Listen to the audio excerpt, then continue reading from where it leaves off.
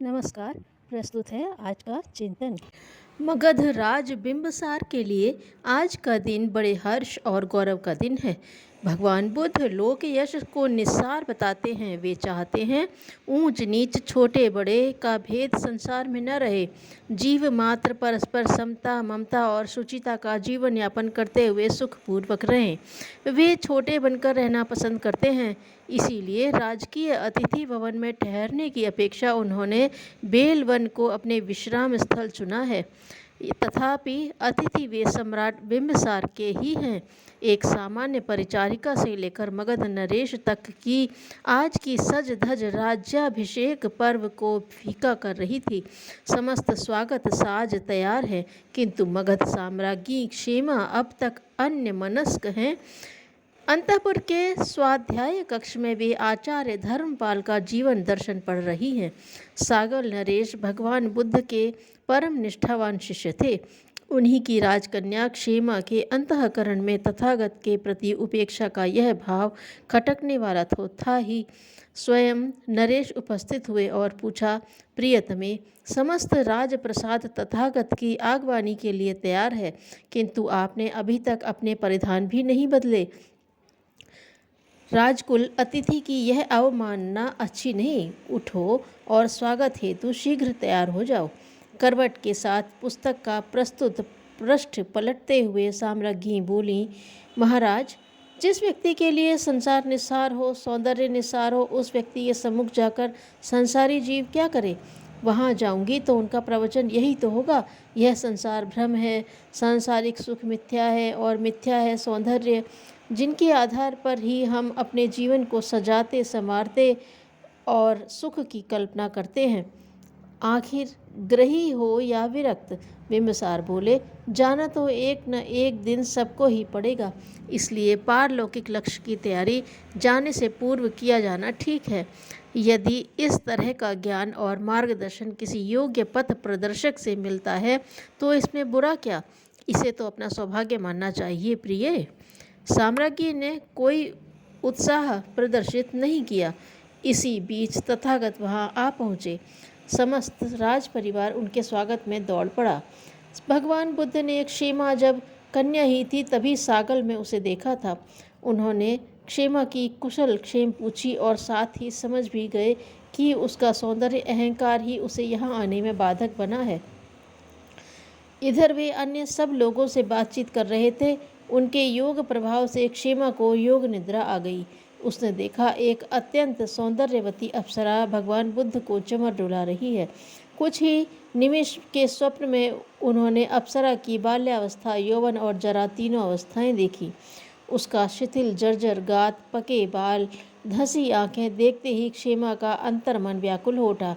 कहाँ गया उसका यौवन, कहाँ गया वह सौंदर्य जो अंग अंग से काम भाव टपका रहा था। नींद टूट गई और उसके साथ ही उनकी मोह निद्रा भी। मनुष्य जीवन कितना निस्सार है, मनुष्य अपने आप को कितना सजाता संवारता है, पर अंत में विनाश के अतिरिक्त हाथ कुछ भी नहीं आता। आज सारी भौतिकता बालू के ढेर की भांति ढह गई। क्षेमा दूसरे क्षण तथागत के चरणों में पड़ी क्षमा मांग रही थी और पूछ रही थी, आत्मोद्धार का मार्ग। तथागत मुस्कुराए और बोले, बेटी क्षेम, आत्मोद्धार और आत्मकल्याण का मार्ग मिलेगा अवश्य। तुम अपने बाह्य सौंदर्य को भूलकर भीतरी सौंदर्य की तलाश करो। तुम्हारी जिज्ञासा जितनी प्रबल होती जाएगी, लक्ष्य उतनी ही तेजी से अपने आप पास आता चला जाएगा। रसोई घर तीसरी मंजिल पर होने के कारण पानी नीचे के नल से भरना पड़ता था। माताजी थीं पुराने विचारों की। बहू होती ही है काम करने के लिए इस मत को मानने वाली, सो वे उसे ही पानी लेने भेजती। पति के लिए यह किसी धर्म संकट से कम नहीं था। एक ओर मर्यादा और दूसरी ओर कर्तव्य। उन्हें यह सहन नहीं होता था कि पत्नी इस स्थिति में भी पानी का मटका सिर पर लेकर इतनी सीढ़ियाँ चढ़े। वे किसी तरह पत्नी से पानी मंगवाना बंद कराना चाहते थे, किंतु यह कार्य आसान नहीं था। एक तरफ उनकी जननी थी और दूसरी तरफ शिशु निर्माण में संलग्न सहधर्मिणी। माँ को कुछ कहते तो मर्यादा टूटती, स्वयं पानी ले आते तो माँ को बुरा लगता। इस समस्या का उन्होंने ऐसा समाधान खोज निकाला कि न तो माँ नाराज हुई और न पत्नी को कष्ट। पति ने अपने नहाने का समय वही निश्चित किया जब पत्नी पानी लेने आती थी। मटका जब भरता तो वह चुपचाप उसे उठा लेते, पत्नी मना करती तो वे उसे चुप करा देते। वह अपने देवता के मनोभावों को समझ गई। वह कुछ नहीं कहती और उनके पीछे पीछे सीढ़ियाँ चढ़ती जाती। जब वे तीसरी मंजिल पर पहुँचते और एक दो सीढ़ियाँ ही बच रहती तभी वह मटका पत्नी के सिर पर रख देते और स्वयं नहाने के लिए नीचे आ जाते। यह सूझबूझ वाले पति और कोई नहीं, भारत रत्न लाल बहादुर शास्त्री थे, जिन्होंने राष्ट्रीय और पारिवारिक दायित्वों को पूरी निष्ठा के साथ निभाया था। सहधर्मिणी के स्वास्थ्य तथा सुख की ओर उनका पूरा ध्यान रहता था। वे सदैव अपने कर्तव्यों और उत्तरदायित्वों के प्रति सच्चे ही बने रहे। यह उनकी सूझबूझ का ही परिचायक थी कि उन्होंने कर्तव्य का निर्वाह भी कर लिया और मर्यादाओं का उल्लंघन भी न होने दिया। ललिता जी ने भी उनके देश सेवा की भावना समझ उन्हें पूरा सहयोग दिया। पति और पत्नी दो इकाई मिलकर एक सम्मिलित व्यक्तित्व का निर्माण करते हैं और जीवन यात्रा का उत्तरदायित्व इस सामूहिक व्यक्तित्व पर ही निर्भर करता है। इस तथ्य को अस्वीकार नहीं किया जा सकता। दोनों के एक दूसरे के काम में सहयोग आवश्यक है, अनिवार्य है। पति पत्नी के कार्यों का विभाजन, उसकी सीमा रेखा कभी निश्चित नहीं की जा सकती। लेनिन के गृहस्थ जीवन में जिन्होंने अध्ययन किया है उन्हें ज्ञात होगा कि वे पैदल चलकर घर का सामान और सब्जी लाते तथा एक समय का भोजन वे बनाते और एक समय का उनकी पत्नी।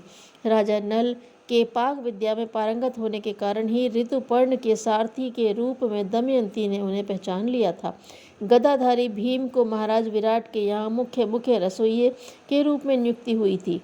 महात्मा गांधी भी सभी कार्यों में पत्नी का हाथ बटाते थे।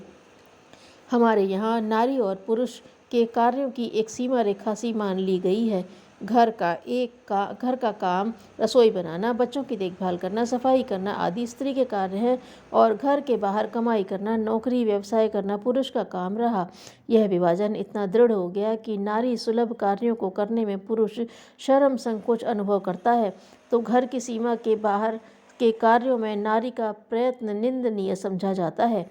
यद्यपि आज के युग में ये सीमाएं टूटती जा रही हैं, आज भी नारी को पुरुष के कार्यक्षेत्र की यह विभाजन रेखा पूर्ण रूपेण टूटी नहीं है।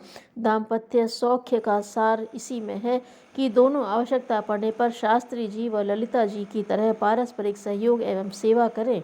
समता के क्षेत्र में रूढ़ियों और भ्रांत परंपराओं को तोड़ने के लिए जो मार्ग उन्होंने चुना वह सबके लिए उपयुक्त है। धन्यवाद।